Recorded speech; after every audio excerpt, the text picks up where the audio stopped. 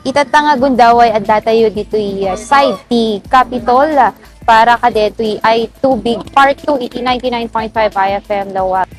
Iti kinabara ti panawen, ken rigat ti panagbiag iti kalsada, tigiti street vendors ken tricycle drivers ket agtultuloy amang ipaay serbisyo iti komunidad ti Lawag City.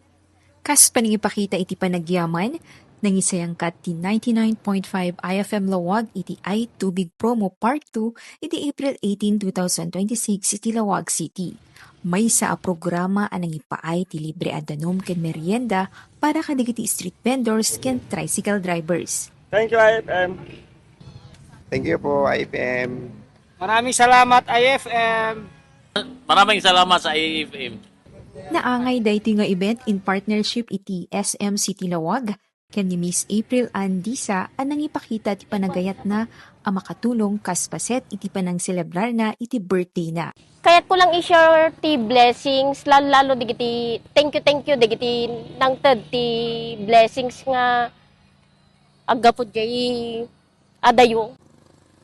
So itata imakar tayo at datay dito'y sango iti Marcos Stadium tain tayo agibunong iti danom ken merienda. Iti tiyempo anabara iti panawen, napateg iti panagtalina ed a hydrated.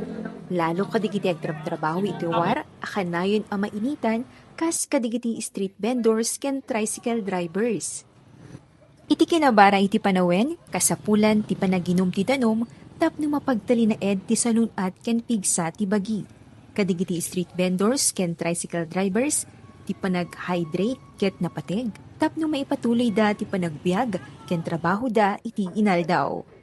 Para iti IFM News, Idol Gina V, Tatak, IFM.